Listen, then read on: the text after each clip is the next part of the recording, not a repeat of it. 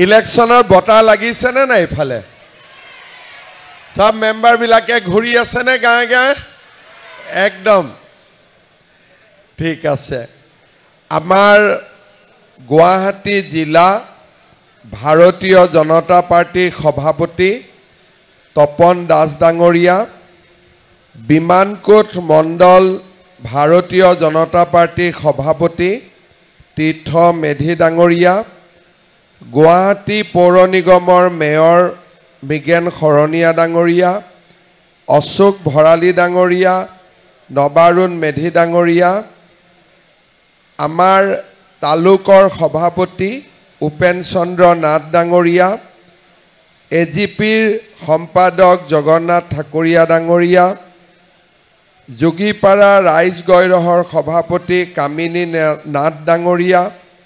কাহিকুছি আঞ্চলিক এজিপিৰ সভাপতি প্ৰভাত নাথ ডাঙৰীয়া আমাৰ জিলা পৰিষদৰ প্ৰাৰ্থী গিৰিজা মেধি ডাঙৰীয়ানী আঞ্চলিক পঞ্চায়তৰ আমাৰ দলৰ প্ৰাৰ্থী গংগা চৌধুৰী ডাঙৰীয়া আৰু উপস্থিত জয়ন্ত ডেকাকে আদি কৰি উপস্থিত আইমাতৃসকল যুৱক যুৱতী বন্ধু বান্ধৱীসকল আৰু মোৰ সেৱাৰ থলী ৰাইজ অহা 7 তাৰিখে আমাৰ অসমত পঞ্চায়ত ইলেকশ্যনৰ দ্বিতীয় পৰ্যায় অনুষ্ঠিত হ'ব আমি আগতে পঞ্চায়তৰ ইলেকশ্যনত সদস্য পঞ্চায়তৰ সভাপতি আঞ্চলিক পঞ্চায়তৰ সদস্য আৰু জিলা পৰিষদৰ সদস্য 4খন বেলট পেপাৰত আমি ভোট দিব লাগিছিল এইবাৰ চৰকাৰে নিয়মৰ পৰিৱৰ্তন কৰিছে আৰু এইবাৰ আমাৰ 3খন বেলট পেপাৰ থাকিব এখন গাঁও সভাৰ সদস্যৰ কাৰণে এখন আঞ্চলিক পঞ্চায়তৰ সদস্যৰ কাৰণে আৰু এখন জিলা পৰিষদৰ সদস্যৰ কাৰণে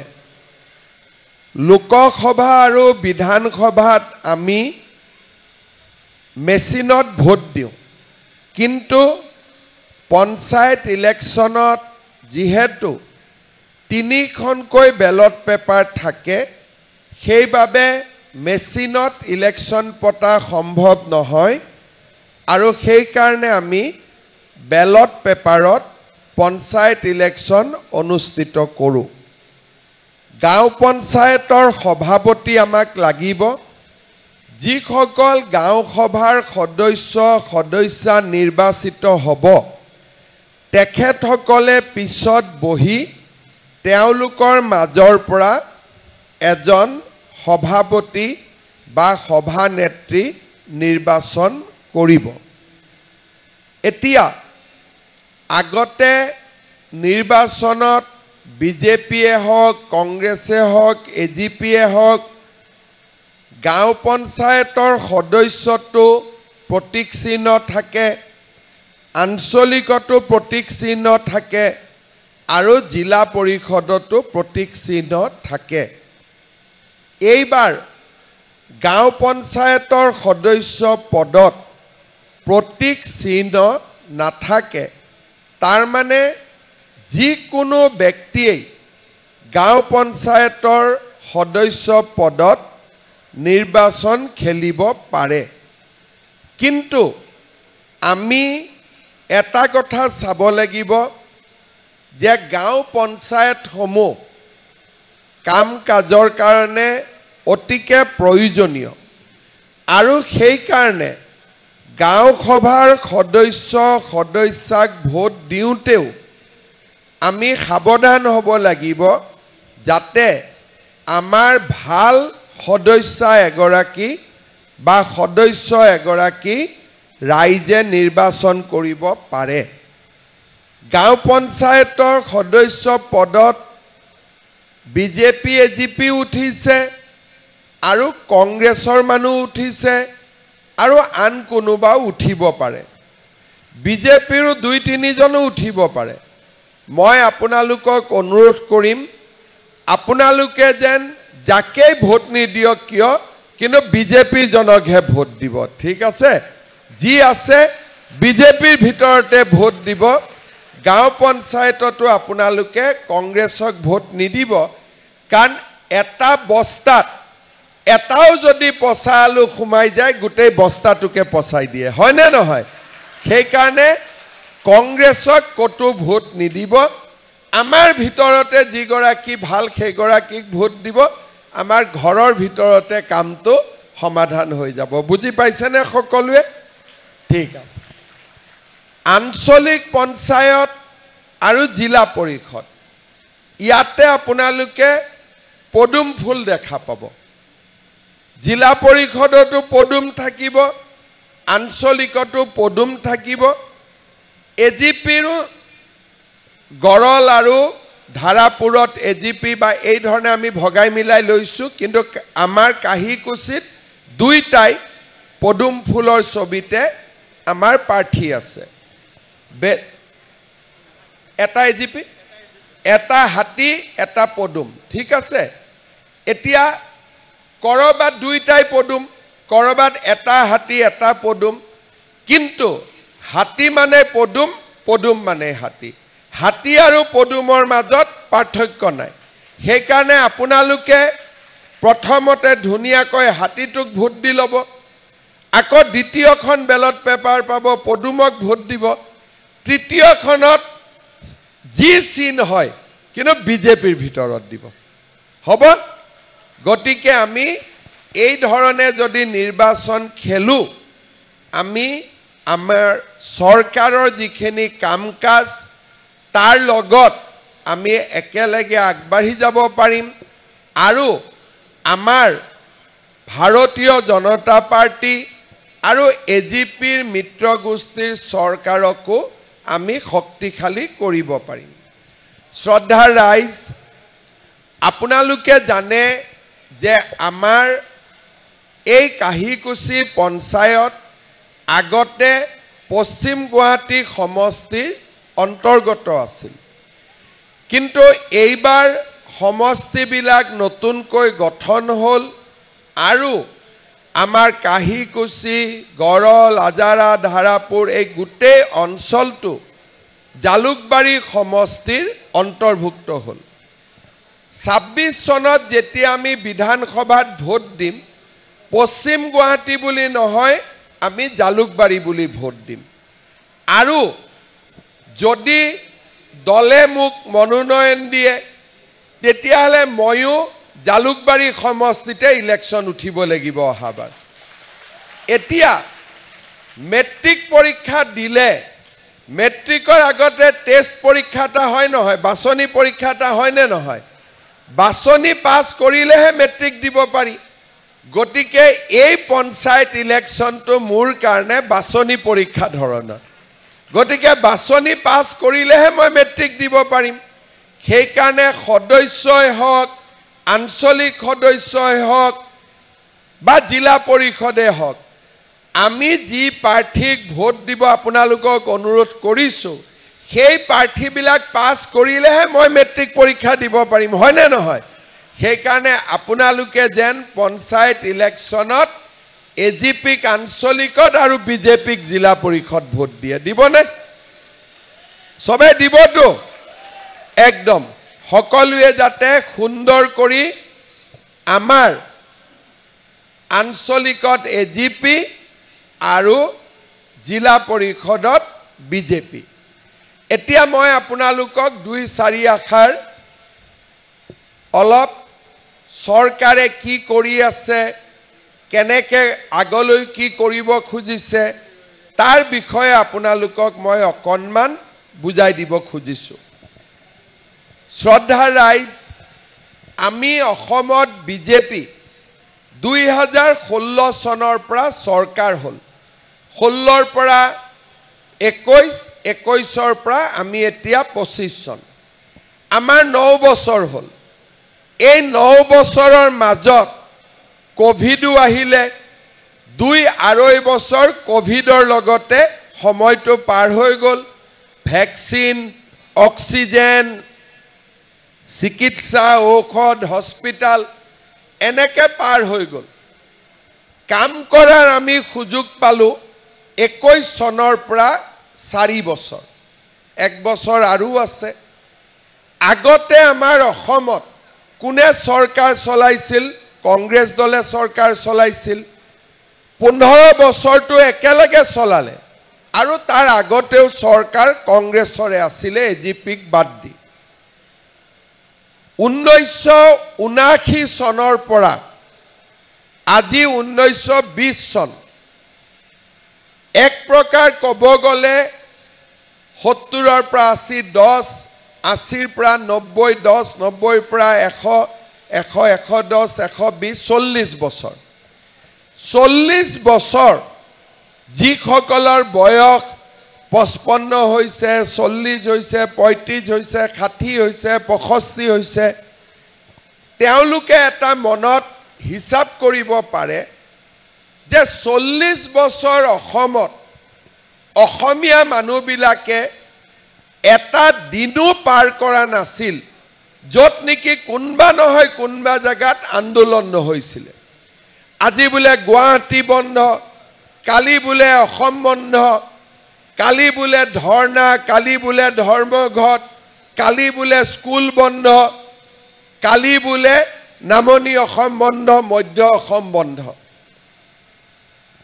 15 দিন পাৰ হ'বই নাপায় কৰবাত বোমা এটা ফুটেই আৰু কেতিয়াবা ৰাতিপুৱাই খবৰ পাওঁ বোলে আমাৰ গাঁৱৰে ল'ৰাটা কোনবাই গুলিয়াই মাৰিলে কাবাৰ ঘৰৰ যদি ল'ৰা ছোৱালী পুলিচ সিআৰপিত কাম কৰে ঘৈনিয়েক মাকৰ সদায় চিন্তা থাকে আজিনো কি হ'ব এনেকে 79 চনৰ পৰা অসমীয়া মানুহবিলাক 2020 চনলৈ আমি ৰাতিপুৱা সদায় বাতৰি কাকতত বেয়া খবৰবিলাক পঢ়ি আমি ডাঙৰ হৈছিলো 21 চনত মই মুখ্যমন্ত্ৰী হলো যোৱা 4 বছৰ আপোনালোকে কৰবাত বোমা বিস্ফোৰণৰ বাতৰি পঢ়িছে নেকি যোৱা 4 বছৰ বোম নাই গুলি বাৰুদ নাই আন্দোলন নাই বড়ো আন্দোলন নাই কাৰ্বি আন্দোলন নাই জনজাতি অজনজাতি কাজিয়া নাই গোষ্ঠীগত সংঘৰ্ষ নাই অসমীয়া বঙালী অসমীয়া বিহাৰী যত যি খেলি মেলি আমাৰ অসমত আছিল 2021 চনৰ পৰা আজি 4 বছৰ আমাৰ অসমখন একেবাৰে শান্তিৰ প্ৰদেশলৈ ৰূপান্তৰ হ'ল সৰু খুৰা আন্দোলন এটাও নাই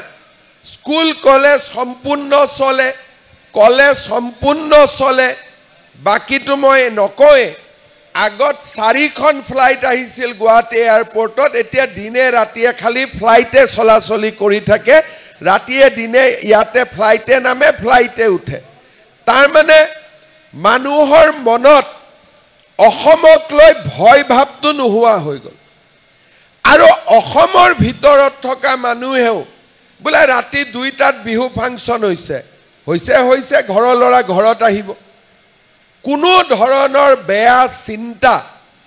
আজিকালি আমাৰ মনত নাহে 4 বছৰত 40 বছৰে অসমত যি কাম হোৱা নাছিল এই 4 বছৰত অসমৰ মানুহে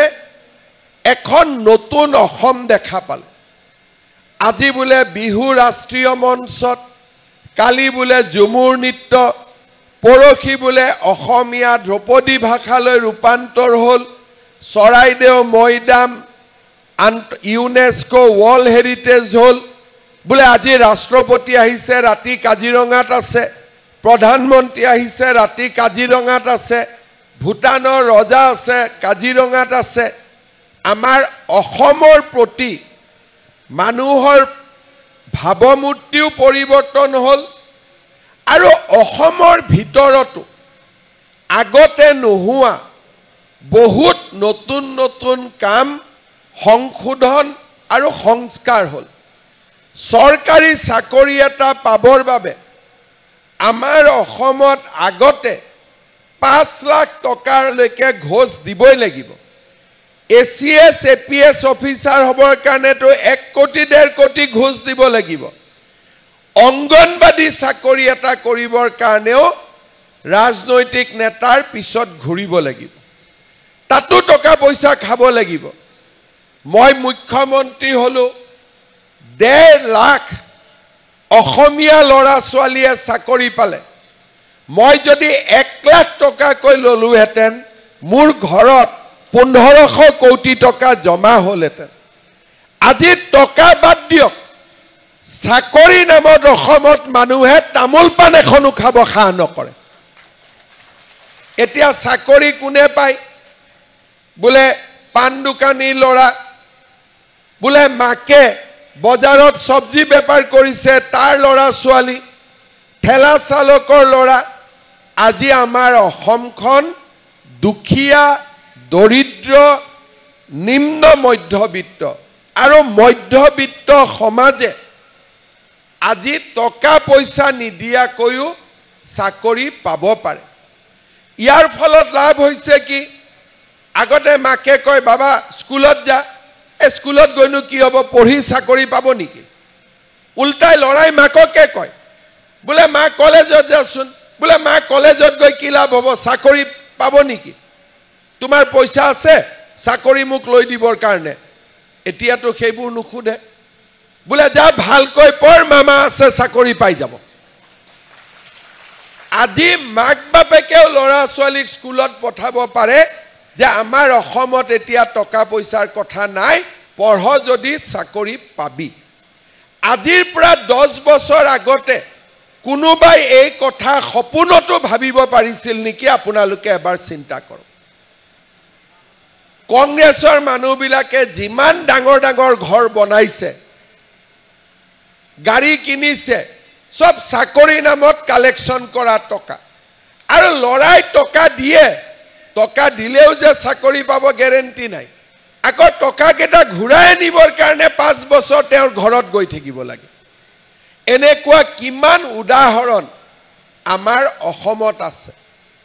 আজি আমাৰ অসম পৰিৱৰ্তন হৈছে ৰাস্তা ঘাট স্কুল কলেজ অংগনবাদী কেন্দ্ৰ গাঁৱৰ নামঘৰসমূহ আগত কোনো চৰকাৰে গাঁৱৰ নামঘৰত পইচা নিদিছিল এমএলএ এমপিয়ে কিবা এটা দিলে যদি দিলে এই বছৰে জুৱা ফেব্ৰুৱাৰী মাহত মই 25,000 নামঘৰক 3 লাখ কৈ টকা দিছো এটা দুটা নহয় মন্দিৰ নামঘৰ মহাপুৰুষ শংকৰদেৱৰ জন্মভূমি দামোদৰদেৱৰ জন্মভূমি মাধৱদেৱৰ জন্মভূমি যিবিলাক কাম অসমত আগত কেতিয়াও হোৱা নাছিল আজি আমাৰ ৰাজ্যখনলৈ পৰিৱৰ্তন আহিছে আগতে ৰেশন কাৰ্ড কোনে বিচাৰিছিল অসমীয়া মানুহে ৰেশন কাৰ্ড নালাগে অকল বাংলাদেশিক ৰেশন কাৰ্ড লাগে যাতে কোনোবাই বিদেশী বুলি কলে ৰেশন কাৰ্ডখন দিব পাৰে এতিয়া ৰেশন কাৰ্ডত আমি বিনামূলীয়া চাউল পাওঁ ৰেশন কাৰ্ডখন দেখুৱালে আয়ুষ্মান ভাৰত আয়ুষ্মান অসম 5 লাখ টকালৈকে বিনামূলীয়া চিকিৎসা হয় এইবাৰ আমি ঠিক কৰিছো কলেজত চৰকাৰে বিনামূলীয়া এডমিশন দিয়ে এডমিশন লওঁতে প্ৰিন্সিপাল বিলাকে কয় ইনকাম সাৰ্টিফিকেট লাগিব গাঁওবুঢ়া মৌজাদাৰ পঞ্চায়ত তাতো টকা পইচা দিব লাগে এইবাৰ মই ঠিক কৰিছো যে ৰেশন কাৰ্ডখন দিলেই কলেজত বিনামূলীয়া এডমিশন হ'ব কোনো সাৰ্টিফিকেট আমাক নালাগে শ্ৰদ্ধাৰ ৰাইজ আমাৰ প্ৰধানমন্ত্ৰী আৱাস যোজনাৰ ঘৰ আগতে জিঅ টেগিং কৰিব পইচা দিব লাগিছিল এতিয়া জীৱিকা সখী বাইদেউসকলে জিঅ টেগিং কৰি দিয়ে 10 মেৰ পৰা মই নিয়ম কৰিছো 30 দিন নিজৰ জিঅ টেগিং নিজে কৰিব পাৰিব বেলেগৰ সহায় ল'ব নালাগে এতিয়া চাউল হল এডমিশন হল জিঅ টেগিং হল অৰুণোদয় আঁচনি 1250 টকা আমি মাহত পাওঁ ঘৰখন চলোৱাৰ কষ্ট বহুতখিনি আমাৰ কমি যায় আমাৰ সমষ্টিত বা আন জায়গাত 40,000 এটা সমষ্টিৰ পৰিয়ালক আমি অৰুণোদয় দিছো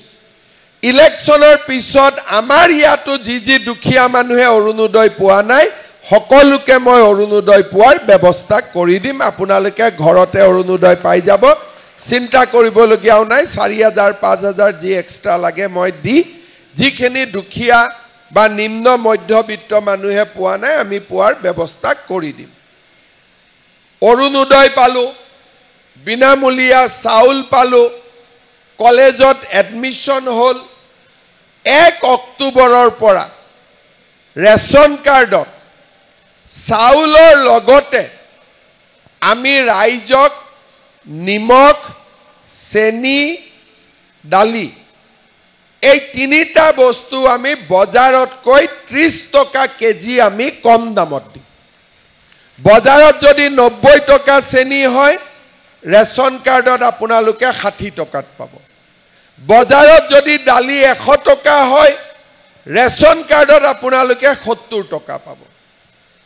গেছৰ সিলিন্ডাৰৰ দাম কিমান 950 নে 1000 1000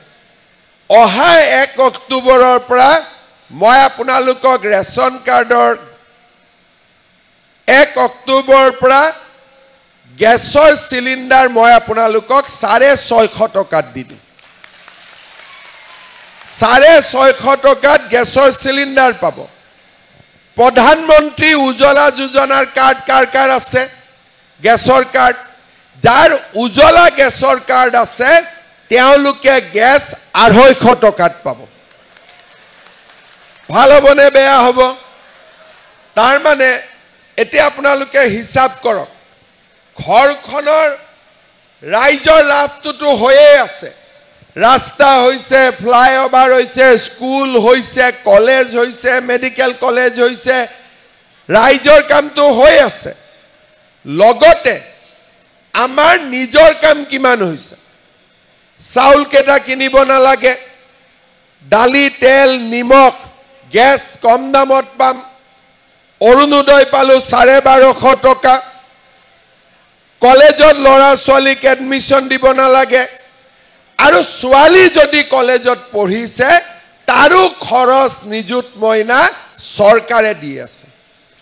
তাৰ মানে এটা পৰিয়ালৰ যদি হিসাব কৰে যাৰ ঘৰত 3টা লৰা ছোৱালী কলেজত পঢ়ে তাতো লম্বা কিন্তু যদি এজন লৰা ছোৱালীও কলেজত পঢ়ে এই গুটে আঁচনি বিলাক লৈ চৰকাৰে 2000 টকাৰ পৰা 2500 টকা আজি আপোনালোকৰ কষ্ট কমাই দিছে 1 এপ্ৰিলৰ পৰা ইলেক্ট্ৰিচিটিৰ দামো আমি 1 টকা কমাই দিছো এইবাৰ বিলত আপোনালোকে দেখা পাব অক্টোবৰ মাহত পাৰিলে মই আৰু 50 পইচা 1 টকা আৰু ইলেক্ট্ৰিচিটিৰ দাম কমাই দিম তাৰ মানে আমাৰ অসমত দুখীয়া আৰু মধ্যবিত্ত এই মানুহখিনি যাতে কতো কষ্ট নাপায় তাৰ কাৰণে বিজেপি চৰকাৰে ব্যৱস্থা লৈছে মই যেনেকৈ মুখ্যমন্ত্ৰী তৰুণ গগৈ তেনেকৈ মুখ্যমন্ত্ৰী আছিল কিন্তু কংগ্ৰেছ চৰকাৰৰ দিনতো এইবোৰ কৰিব পাৰিলেহেঁতেন কিন্তু কংগ্ৰেছে আমাক কি দিছিলে লুঙি ধুতি খুটা আঠুৱা কম্বল হয় না নহয় লুঙিৰ জায়গাত অৰুণোদয় দিব পাৰিলেহেঁতেন ধুতিৰ জায়গাত নিযুত মইনা দিব পাৰিলেহেঁতেন কম্বলৰ জায়গাত বিনামূলীয়া চাউল দিব পাৰিলেহেঁতেন খুটাৰ জায়গাত আমাক কলেজত এডমিশন দিব পাৰিলেহেঁতেন কম্বলৰ জায়গাত আমাক গেছৰ সিলিন্ডাৰ দিব পাৰিলেহেঁতেন কিন্তু তেওঁলোকেতো একো কৰা নাই যেনেকে পূজাত পঞ্চমৃত দিয়ে তেনেকে আমাক 5টা অমৃত খোৱালে লুঙি ধুতি খুটা আঠুৱা কম্বল হয় না এই অমৃত কেটাই খোৱালে আৰু আমাক একো নাই কতো একো ব্যৱস্থাই নকৰিলে এতিয়া আমাৰ কংগ্ৰেছৰ মানুহবিলাকে কয় যে আমাক ভোট দিয়ক এই লুঙি পাৰ্টি কোনে ভোট দিব এতিয়া যদি কংগ্ৰেছক ভোট দিয়ে আকৌ লুঙি আহিব ধুতি আহিব অৰুণোদয়টো নাহে গেছৰ চিলিণ্ডাৰটো নাহে গতিকে মই ৰাইজক কৈছো অৰুণোদয় নিযুত মইনা লাগে বিজেপিক ভোট দিম লুঙি ধুতি লাগিলে আমি কংগ্ৰেছক ভোট দিম হয় নে নহয় মাজে মাজে মই কংগ্ৰেছৰ লৰা ছোৱালীবিলাকক লগ পালে ধেমালিতে কওঁ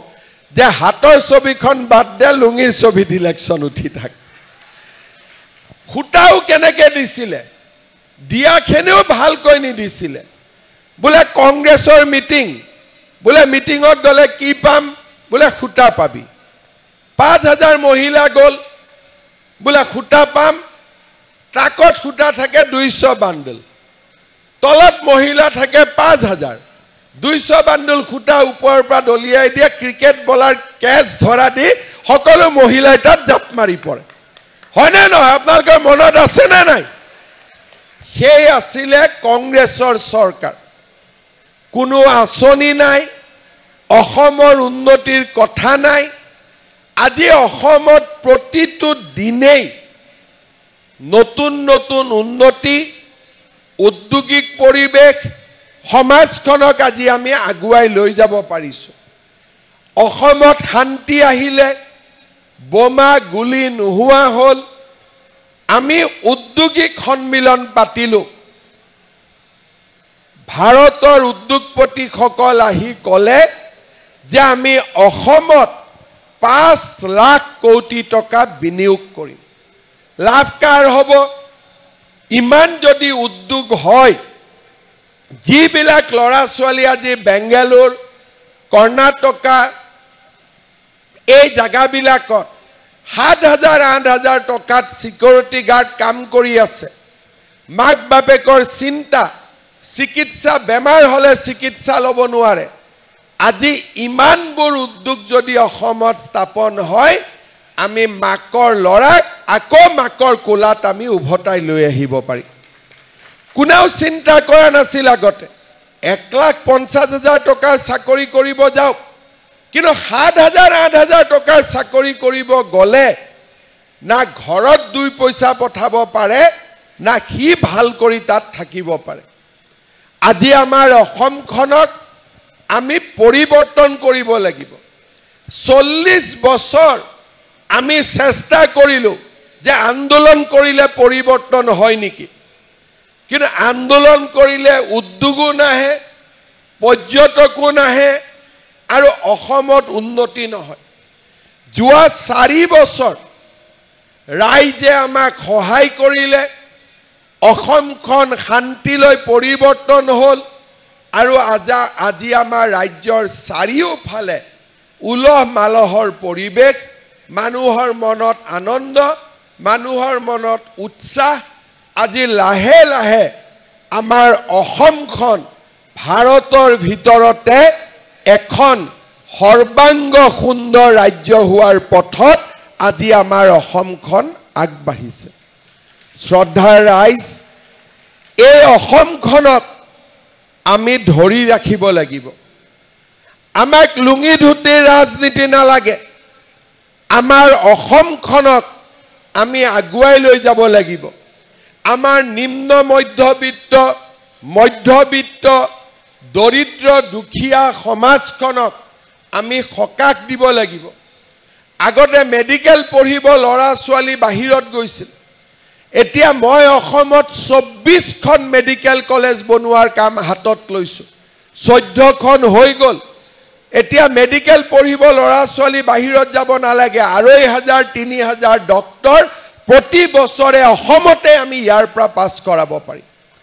আগতে এইবোৰ কথা চিন্তাই কৰা নাছিল মই কলেজত থাকাৰ দিনত অসমত 3খন মেডিকেল কলেজ 3খনেই আছিল আজি 1খন 2খন 3খন কৈ 24খন মেডিকেল কলেজৰ কাম অসমত আজি চলি আছে যাক আমি অসমীয়াই আজিৰ পৰা 5 বছৰ আগত 10 বছৰ আগত আমি ভাবিবই পৰা নাছিল ব্ৰহ্মপুত্ৰৰ দলং বোলে আজি বগীবিলত হল কালি বোলে ঢলাত হল কালি বোলে মাজুলীত হ'ল, পৰখি বোলে গহপুৰত হ'ল, কলিয়াবৰত হ'ল, নগাঁও মৰিগাঁৱত হ'ল, নাৰেংগী কুৰুৱাত হ'ল, গুৱাহাটী উত্তৰ গুৱাহাটীত হ'ল, শৰাইঘাট হ'ল, আমাৰ ঘৰৰ কাষতে শুৱালকুছি পলাশবাৰীটো ব্ৰহ্মপুত্ৰৰ দলং হ'ল। আগতে মানুহে এইবোৰ চিন্তাই কৰিব পৰা নাছিলে। আজি আমাৰ ৰাজ্যখনলৈ এটা ভাবিব নোৱাৰা পৰিৱৰ্তন আহিল। এই পৰিৱৰ্তন আমি ধৰি ৰাখিব লাগিব আৰু আমাৰ অসমখনক আগুৱাই লৈ যাব লাগিব। শ্ৰদ্ধাৰ ৰাইজ, এই অঞ্চলটোৰ ৰাইজৰ যিমান অভাৱ অভিযোগ সমস্যা আছে সকলো সুন্দৰভাৱে সমাধান হ'ব আৰু আমি আমাৰ অঞ্চলটোক আগুৱাই লৈ গৈ থাকিম। মই এটা উদাহৰণ দিছোঁ। আগতে ব্ৰহ্মপুত্ৰৰ দলং পাৰ হ'লে সেইফালে একোৱেই নাছিলে। এতিয়া ব্ৰহ্মপুত্ৰৰ দলং পাৰ হ'লে ডিচি অফিচো দেখা পাব, IITও দেখা পাব, সেইফালে এইমছো দেখা পাব, ল ইউনিভাৰ্চিটিও দেখা পাব। দেখিলেই লাগে যে এই 5-10 বছৰ 15 বছৰৰ ভিতৰত কি জাগা কিহলৈকে ৰূপান্তৰ হ'ল। আজি আমাৰ চেষ্টাৰ ফলত সমগ্ৰ অঞ্চলটো আজি এক নতুন ৰূপ পালে। আজি আপোনালোকৰ মাজত মই যেতিয়া বিধায়ক হিচাপে আহিম, এতিয়া ৰমেনদা আছে সেইকাৰণে বাইপাছ কৰিব বেয়া লাগে, যি পাৰোঁ অলপ অলপ কৰি আছোঁ। কিন্তু এবাৰ ইলেকশ্যন হৈ যোৱাৰ পিছত আপোনালোকৰ একো অসুবিধা নালাগে, কাক ড্ৰেইন লাগে, ৰাস্তা লাগে, কিবা লাগে, ক'তো যাব নালাগে, সকলো কাম আমাৰ ইয়াত বহি হৈ যাব আৰু ৰাতিয়ে দিনে আপোনালোকে এটা সাহসো পাব যে ক'ৰবাত কিবা এটা হ'লে মানুহ এজন আছে, লগে লগে আপোনালোকে পাই যাব। সেইকাৰণে এইটো মোৰ প্ৰথম ইলেকশ্যন। আপোনালোকৰ মই আশীৰ্বাদ বিচাৰিছোঁ, সহায় বিচাৰিছোঁ আৰু আপোনালোকে আশীৰ্বাদ কৰক যাতে বিজেপি আৰু এজিপি দল ইয়াত বিজয়ী হ'ব পাৰে। আমাৰ এই জিলা পৰিষদৰ নাম দীপৰ বিল জিলা পৰিষদ। গিৰিজা মেধি বাইদেউ আমাৰ দলৰ হৈ ইলেকশ্যনত উঠিছে, হয়নে? দিয়ক বাইদেউ, গামোচা দিব দিয়ক। জিকিবনে নাই বাইদেউ? জিকিব নহয়? চবে ভোট দিব? চবে দিয়াত আছেনে নাই? পুৰা ডাঙৰ কৰি কওক, দিবনে নাই? বাইদেউ চিনটো কি? বাইদেউ চিনটো কি? বাছ। তাৰপিছত আমাৰ কাহিকুচি আঞ্চলিক পঞ্চায়ত শ্ৰীমতী গংগা চৌধুৰী, বাইদেউ চিনটো কি? এতিয়া আপোনালোকৰ কিন্তু কষ্ট আছে। এখনত পদুম বিচাৰিব লাগিব, এখনত হাতী আৰু এখনত নিজৰ সদস্যৰ চিনটো, হয়নে? জিকিবনে নাই বাইদেউ? জিকিব? 100% জিকিব? বঢ়িয়া। তাৰমানে হাতী মানে পদুম, পদুম মানে হাতী। সকলোৱে বুজি পালে? তেতিয়াহ'লে মোৰ লগত একেলগে ক'ব, ভাৰত মাতা কি, ভাৰত মাতা কি, নৰেন্দ্ৰ মোদী জিন্দাবাদ, নৰেন্দ্ৰ মোদী জিন্দাবাদ, বিজেপি জিন্দাবাদ, বিজেপি জিন্দাবাদ, এজিপি জিন্দাবাদ, এজিপি জিন্দাবাদ। বহুত বহুত ধন্যবাদ। আজি ৰবিবাৰ দিন, ঘৰতো কাম কাজ আছে, মই 1 ঘণ্টা সময় ললো, পিছত আকৌ আহিম, ঠিক আছে? বহুত বহুত ধন্যবাদ। জয় হিন্দ, বন্দে মাতৰম। আমাৰ সকলোৰে